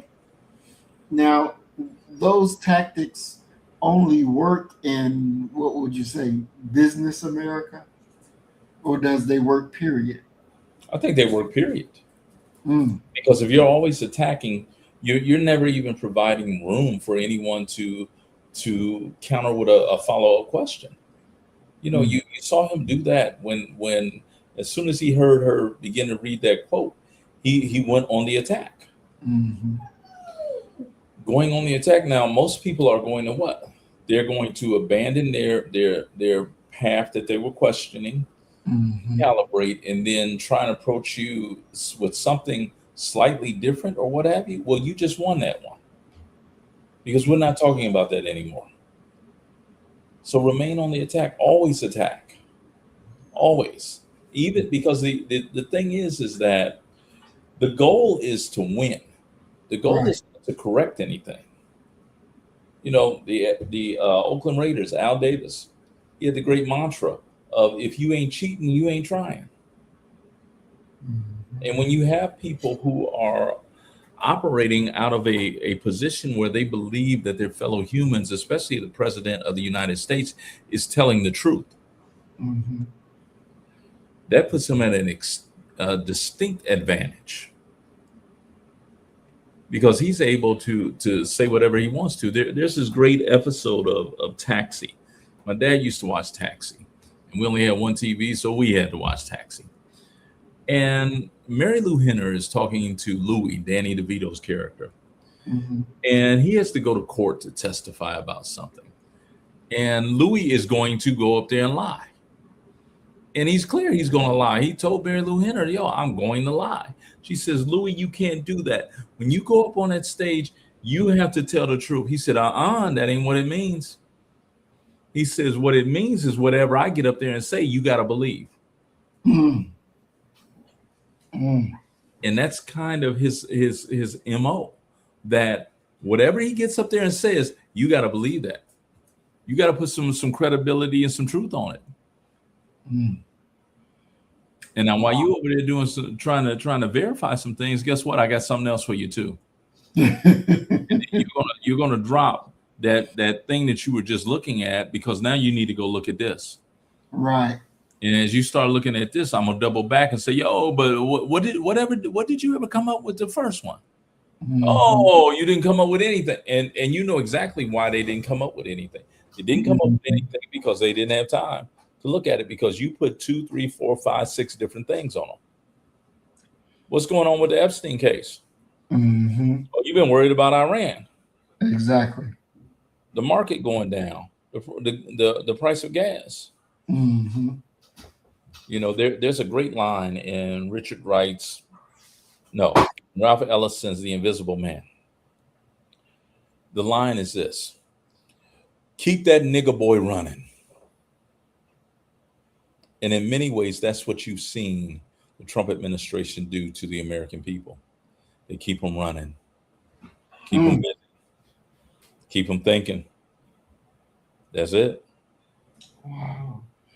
So do you think in this cover of chaos, or in this darkness of chaos, that Trump would suspend the elections that's coming up when it's time to run for president again? Do you see that as a possibility? If there's any way that he could get away with that, yes. This is a scourge upon American democracy. And that's why when you ask the very interesting question about the founding fathers, he's everything that he's trying to destroy everything that they built. And these people do not have the courage, because their allegiance is to their own personal wealth. They don't have the courage to stand up and say, "Nuh-uh, we're not going that way." These people are less righteous and courageous than those that were surrounding Richard Nixon. You got to remember, it was the Republican Party leaders who went to Nixon and told Nixon, "It's over. You're going to have to go ahead and resign." We don't have those types of people right now, not who are going to remain within the Republican Party and do that type of bidding to save the nation. Because principally, that's what you're talking about. You're talking about saving the nation. You're talking about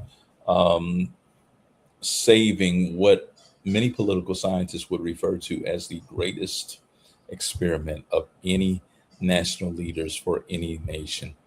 The creation of this democratic republic, a representative democracy. Wow, very interesting. Very, very, very interesting. And if he did do that, Doc, how long do you think he would keep it? Or do you think it would ignite an American revolution, sort of say? No, I have no hope that anything he does would cause an American revolution.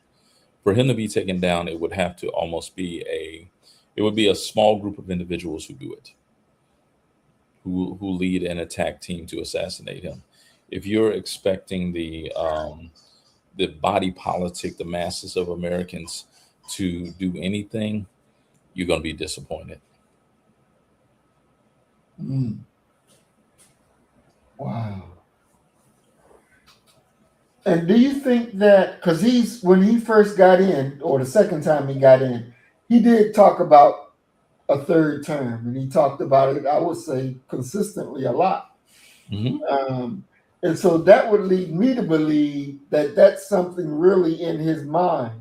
I'm sure it's in his mind, without a doubt. I mean, I would not be surprised if he did not know that there was a 2-term limit. If someone mentioned to that rascal that FDR was elected 4 times, I could see it very well translating within his mind. Well, if FDR did it, I can do it. And it's taking a snippet of history, a little bit of history out of context that leads you to looking like a dumbass in public. Exactly.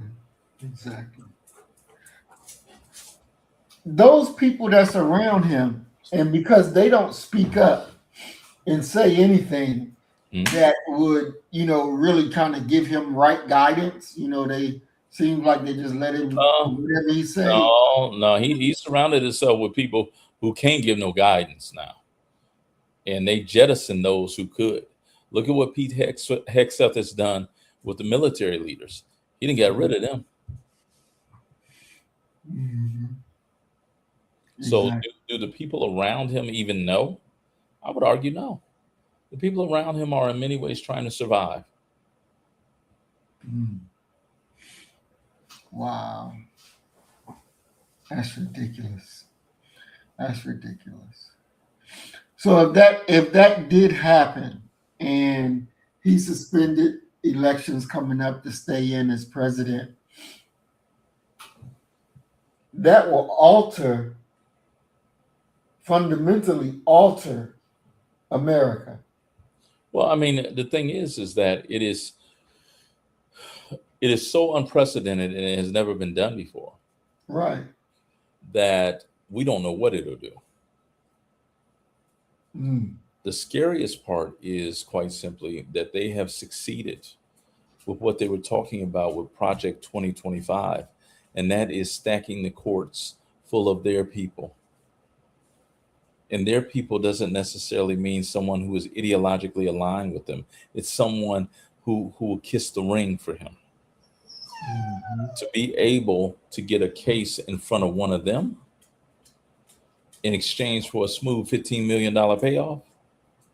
Of course, they're going to make billions off of it. Mm-hmm. Is that a deal that those people would take? Certainly.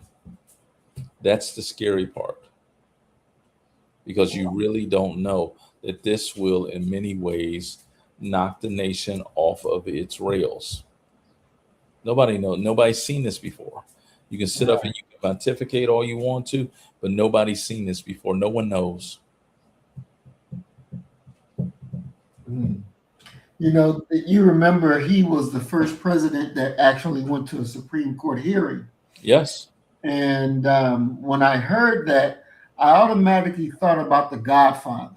You remember when they were having the hearings and Michael went and got the dude's brother from Italy and brought him over? This may shock you, but I don't watch white movies. I ain't never seen The Godfather. You never seen The Godfather? Oh my God. No, I saw Shaft. I saw the Mac. You know, I even saw the new Shaft that had Samuel L. Jackson in it. I ain't never seen The Godfather. Oh wow. I ain't never seen Cheers. None of that. Your intellectual diet that you watching on TV. No, I don't know. I ain't never seen that. I ain't never seen like Goodfellas or none of that type of stuff. Wow. No. Wow, man, that's amazing right there, Doc. That is amazing. Yeah, I've heard people talk about The Godfather and all of that. I've never seen that. I heard it's long. Yeah, it's long. It's long and it's good. It is good. I ain't got that kind of time to spend on the white culture, brother. I'm here trying to save us. I've never seen the Godfather. Oh wow. Well, in there in the scene I'm talking about, they one of the gangster people was going to snitch on everybody else. So Michael said, "Go get his brother. Bring his brother over from Italy." Brought his brother over, brought him to the hearing. And next thing you know, when he looked and he saw his brother sitting next to Michael, he had a change of heart. You know, it is. Didn't you say the Corleone family was running drugs, this and this? Corleone family? I don't know nothing about no Corleone family. I don't know what you're talking about. It's totally flipped the script. And so when he went to the Supreme Court, it was like a muscle move, like a strongman move. I put you there. Without a doubt. You know, I do remember who you owe. I put who you are beholden to. Right. You know, some call it a new religion. Trump is a new religion for some white folks. Without a doubt. Without a doubt. I mean, well, you know, I wouldn't say that he is the center of their religion. This religion has been going on for a long time. They have always worshipped graven images, and the foremost of these graven images is actually whiteness. And anybody that is associated with whiteness, you know, I mean, think about it logically. Now they even took Jesus out of Egypt, right, and painted him white. Sure did. That's where their allegiance is, because they understand, and I would argue it's even at a cellular level, they understand this principle of collectivism and survival.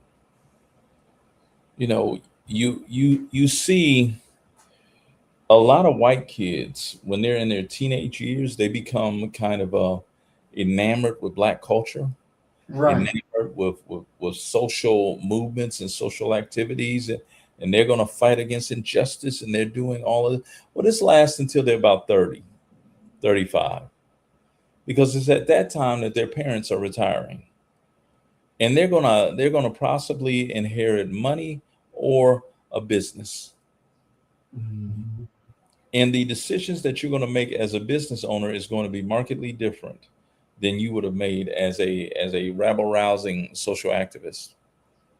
Because now you're not going to agitate for what? Social services. Now you're agitating for fiscal responsibility so you can keep more of that money in your pocket. The situation changes. But what never changes is their commitment and their adoration, their idolizing of the concept of whiteness. Mm. The concept of whiteness, there's no what is because you said that in order to fight the enemy, you have to match them. If they have an institution, you have.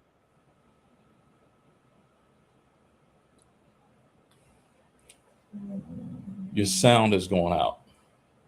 I can't hear you. Okay, can you hear me now? I can hear you now. Okay, so you taught us that in order to fight them, you got to have something to match. If they got an institution, you got to have an institution. They got TV, you got to have a TV. They manufacture consent, you got to manufacture consent. They have whiteness that they can all rally around whiteness. All black folk ain't rallying around blackness. Very true, because the truth of the matter is that you've not been taught to.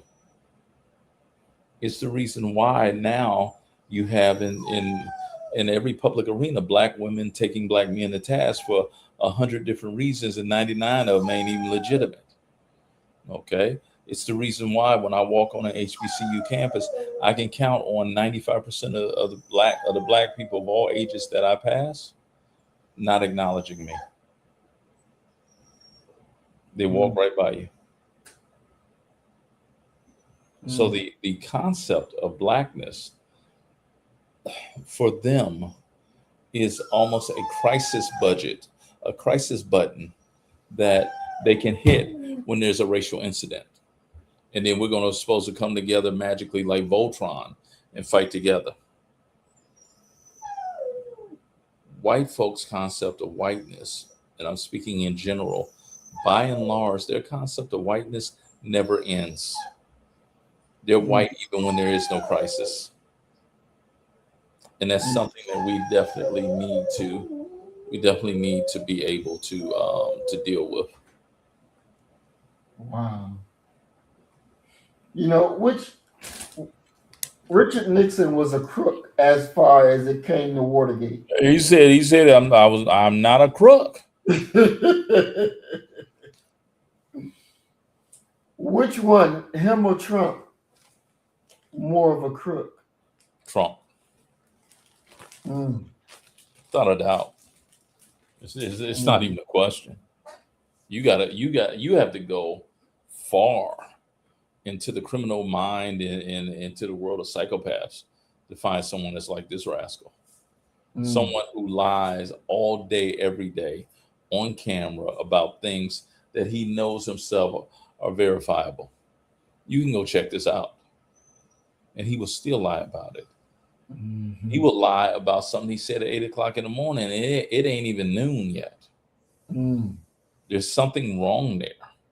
And what I would say it is quite simply, you're looking at what happens to a child who has never faced consequences for dishonesty. If he said that a doorman did something to him, looked at him the wrong way, that doorman is removed, even if he was lying. So there are no consequences for him. And that has been probably one of the foremost consistencies in his life.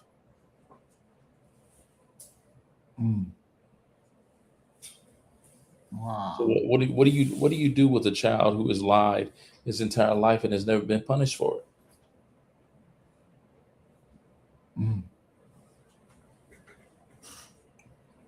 So then, really, is it his fault?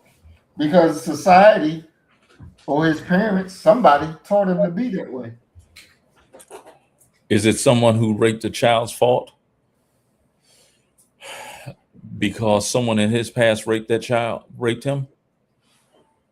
There comes a moment. There comes a moment where you have to have personal responsibility for what occurred. You can't continue to sweep it under the rug, especially when your actions are harming other people. And his actions are killing other people and threatening to kill tens of thousands of people. And the fact that he doesn't know why he's doing this beyond trying to create a chaos and diversion surrounding the Epstein files. So you think he really would destroy Iran, like he say, wipe it off the planet Earth, wipe it off the map, that there will be no more? No. He's not going to do that because he has. He's very aware of the court of public opinion. Let's be clear about that. He wants to be liked. But he's unlikable. But he wants to be liked. When I say killing tens of thousands of people, I'm talking about American troops. By sending them there, quote unquote operations and things like that. Yeah, these nameless, anonymous soldiers who he cares nothing about. Keep in mind what he said about John McCain. He said John McCain was a loser because he got captured. I like people who don't get captured. He sure did say, hey, he stood on that, boy. He would not take it back. But if you're of the position that that's the right way, I'm going to support, as he put it, he could murder somebody on Fifth Avenue, and then people will still support him. He knows that, and it's been proven. And that's why any talk about him not being able to win another election, I don't buy it. Because you don't have access to the echo chambers that those people are talking. And that's why I don't trust the Tucker Carlson thing. You say anything in public. What about private? The truth of the matter is that what they're going to do and what they have done has been very, very, very, very covert and secretive. How many years in a row have we had this situation where all of the polling data is wrong? Exactly. So last comparison. George Bush. Which one? The son. W. Okay. Yep. Which one has done the most harm to America? W or Trump? Yep. Trump. Even over the Iraq war, all them people Bush got killed. Think about it. Iraq and Iran. That's kind of a wash. W didn't leave us in a situation where we were allyless. That's why I pointed to him.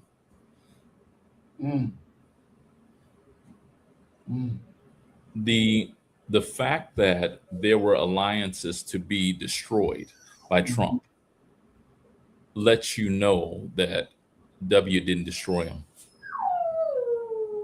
That he really, although their contribution may have been minuscule and minor, he didn't go alone. Okay, he had somewhat of an international coalition behind him. This fool right here, he went in there with Israel, and that was it.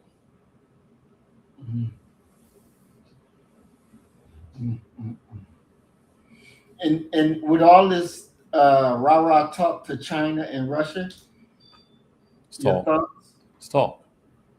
Let's talk. You can get up and tell the American people anything. No one knows what they're talking about. Nobody knows what's going on. One thing that is kind of taken for granted, that can be taken for granted, is quite simply, he ain't talking shit to them.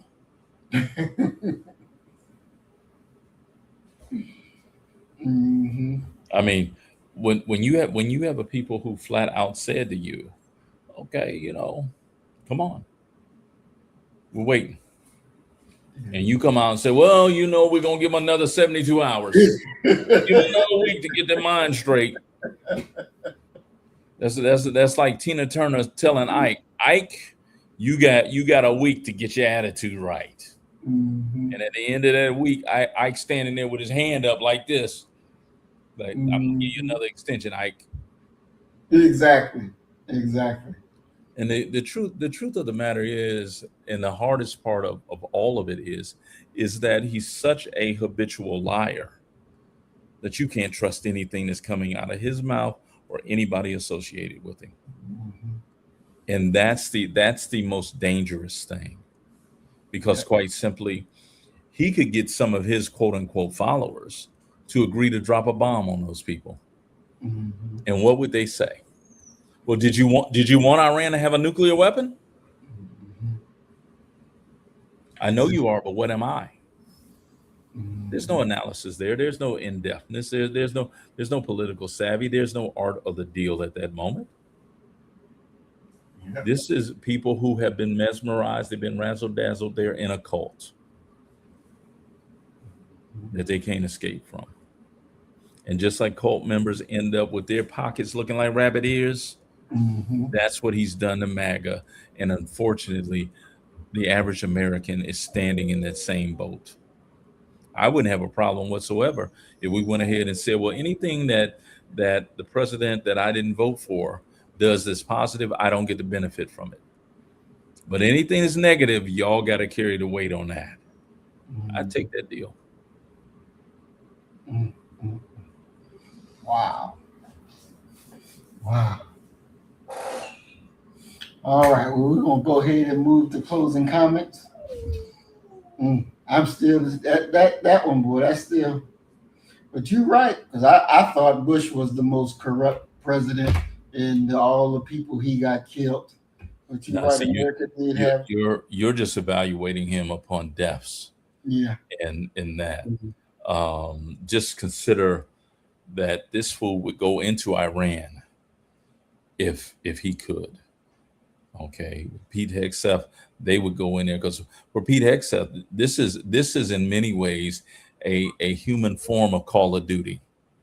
He wants to be sitting up in some type of command center, okay, acting like he's sending his troops here and there. These are people who are dying.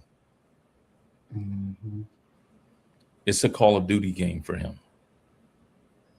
Okay, so I would consider those two things a wash. But nobody has ever scorched the earth, every alliance, every relationship like this fool has.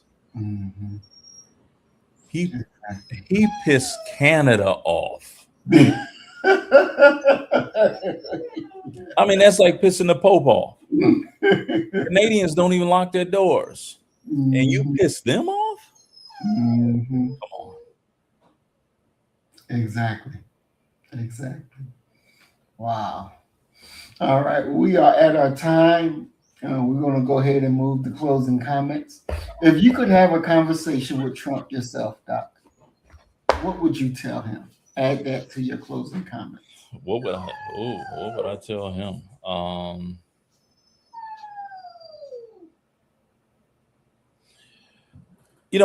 I would tell him to go ahead and step down, because the only thing that there's nothing that can be redeemed anymore.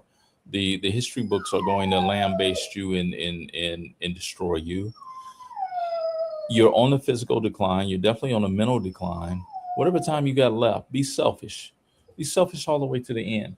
It's selfish to the point where you go ahead and you just go ahead and claim, like Maxine Waters, you reclaim your time and take your ass somewhere where they got little girls that, that like to frolic around, and you can go there and you can have a very good time.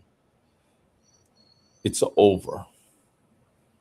You didn't have a point, so you therefore didn't prove a point. But the damage has been done, and there is something to be said for having mercy upon the world and to stop now. Unfortunately, I don't believe that you had that within you to be able to stop, and that would be my entire message. Wow. Excellent. Anything else you'd like to add, Doc, before we go? Nothing at all, man. Just glad to be here, man. Just glad to be here, brother. Definitely. I think that his cabinet, those members around him, they need to begin to start to do the right thing. Think about, what are you leaving? What kind of condition will you leave this country in? And think about the Americans that's supposed to come behind. Well, but I think that every one of them has either a gun or a knife hidden, and they're going to take each other out, because what they're aiming for is to be the next president of the United States. Wow. Ain't gonna happen.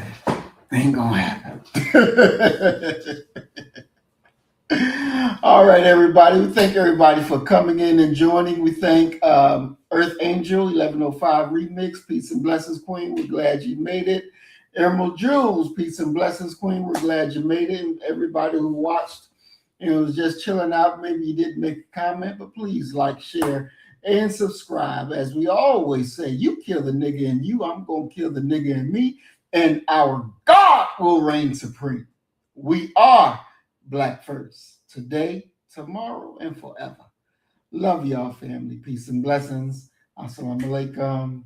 Shalom. Peace. So you better get the message and get it straight. You're going to need some bridge work. It's simple as that. Because we're living in judgment. We're living in implementation.